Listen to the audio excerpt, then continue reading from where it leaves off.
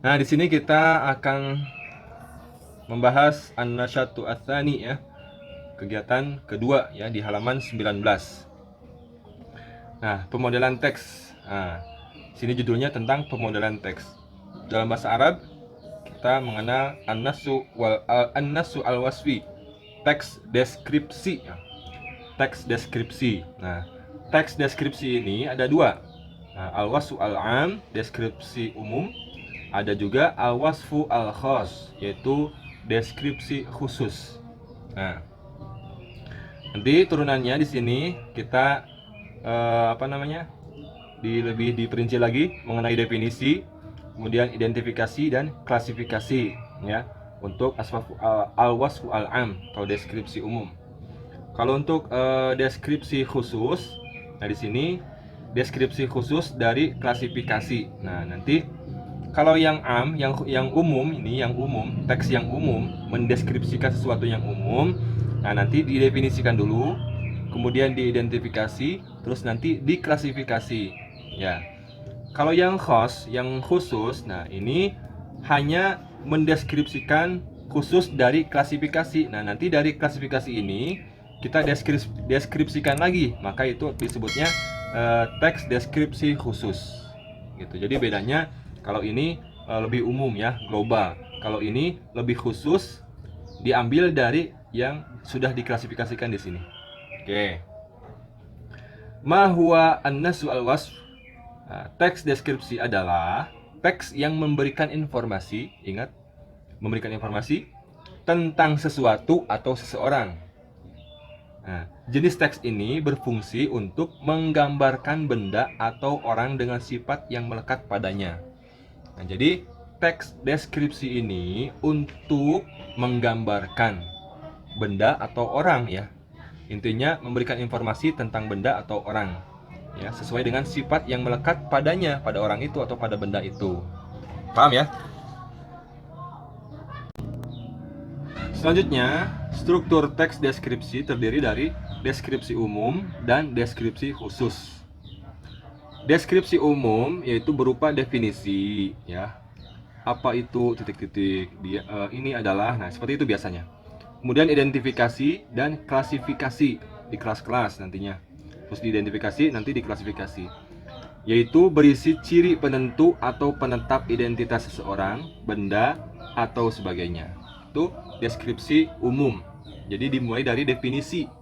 Nah, kalau misalkan kita berbicara tentang mangga. Mangga itu apa? Gitu ya. Mangga itu apa? Cirinya seperti apa? Kemudian jenis mangga itu apa saja? Nah, itu teks umum, deskripsi umum gitu. Kalau deskripsi khusus berupa klasifikasi atau berisi tentang gambaran-gambaran bagian di dalam teks tersebut. Nah, kalau yang khusus nanti setelah, bedanya nanti gini. Kalau dalam deskripsi umum tadi kan tahapannya di definisi dulu apa itu mangga, kemudian cirinya bagaimana, kemudian jenis mangga itu apa saja, dan gitu ya. Nah, kalau deskripsi khusus nanti langsung kita berada di klasifikasi ini. Jenis mangga itu apa aja? Nah, kita ambil satu, misalkan mangga gincu, misalkan gitu ya. Nah, baru di situ dikupas tuntas mengenai khusus mangga gincu, ya. Mangga gincu itu apa? Cirinya seperti apa? Gitu. Itu teks deskripsi khusus. Perhatikan contoh berikut. Ismi Azam, ana talibun. Wahada Mahmud, huwa talibun. Huwa sadiqi, wahadihi Rafidah. Hiya talibatun, hiya sadiqati. Nah, ismi Azam. Nama saya Azam. Ana talibun, saya seorang siswa. Wahada Mahmud, dan ini Mahmud. Huwa talibun, dia seorang siswa. Huwa sadiqi, dia seorang temanku. Wahadihi Rafidah, dan ini Rafidah. Ia talibatun, dia seorang siswi.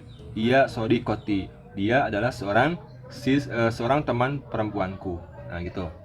Nah, dari kalimat ini, dari teks ini, kita klasifikasikan al-wasfu al-am atau al-wasfu al-khas. Nah, yang termasuk kepada al-wasfu al-am, teks deskripsi umum, yaitu ismi Azam ana tolibun. Ismi Azam ana tolibun. Nah, ini yang termasuk kepada teks deskripsi umumnya, karena di sini hanya menunjukkan definisi saja ya, atau perkenalan saja. Ismi Azam, ana thalibun. Namaku Azam, saya seorang siswa. Ini kan umum, ya, umum. Belum lebih khusus ke Azam itu siapa, kemudian Azam itu punya teman atau tidak, belum ke situ. Nah, berarti ini disebutnya umum, deskripsi umum. Nah, baru setelah dia memperkenalkan diri, ya, dengan kata ini, baru dia menyebutkan dia punya teman namanya si Anu, kemudian dia punya siapa namanya, punya teman perempuan juga namanya si A, misalkan gitu. Nah, ini adanya di al-wasfu al-khos. Nah, ini yang termasuk al-wasfu al-khos, teks deskripsi khususnya, yaitu dari mulai wahada Mahmud huwa tolibun huwa sodiqi wahadihi rofida hiya tolibatun hiya sodiqoti. Nah, ini termasuk ke dalam teks deskripsi khusus, ya, deskripsi khusus yang lebih menjelaskan siapa Azam itu gitu. Jadi nggak sebatas Azam. Kalau Azam itu kan umum, dipersempit atau diperjelas bahwa Azam yang mana, Azam yang temannya Mahmud, Azam yang punya teman namanya Rofidah gitu, lebih jelas lagi. Selanjutnya, nah, baca, pahami, diskusikan struktur teks dan bandingkan teks-teks berikutnya. Iqra wafham wa naqish wa qarin hadhihi nusus. Nah, bacalah, pahami, wa naqish bandingkan, wa qarin kemudian ia bandingkan wa hadhihi nusus, teks-teks berikut ini. Teks pertama. Ismi Faruk. Namaku Faruk. Ana talibun, saya seorang siswa. Fi hadhil madrasah, di sekolah ini. Wa hadha akhi, dan ini saudaraku. Ismuhu Luqman, namanya Luqman. Wa talibun, dia seorang siswa.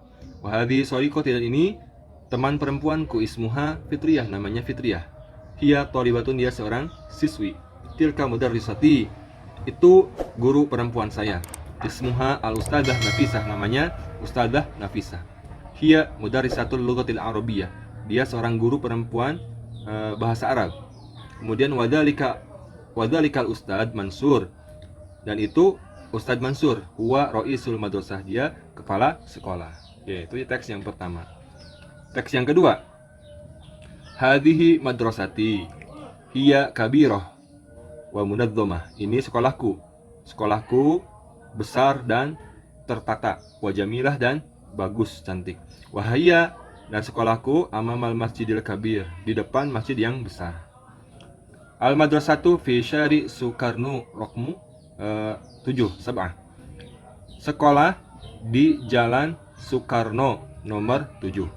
Wahada fasli, dan ini kelasku. Al faslu wasi'un, kelas itu wasi'un, luas, wajamilun, dan bagus.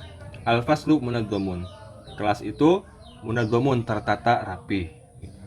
Nah, silakan dibaca, dipahami, kemudian diskusikan struktur teksnya dan bandingkan teks-teksnya. Yang pertama ini mana yang termasuk klasifikasi al-wasfu al-am dan mana yang termasuk al-wasfu al-khosnya. Kemudian yang di teks 3, teks 2 juga sama seperti itu. Terus nanti bandingkan di sini berbicara tentang apa, kemudian di sini berbicara tentang apa. Gitu ya. Gampang.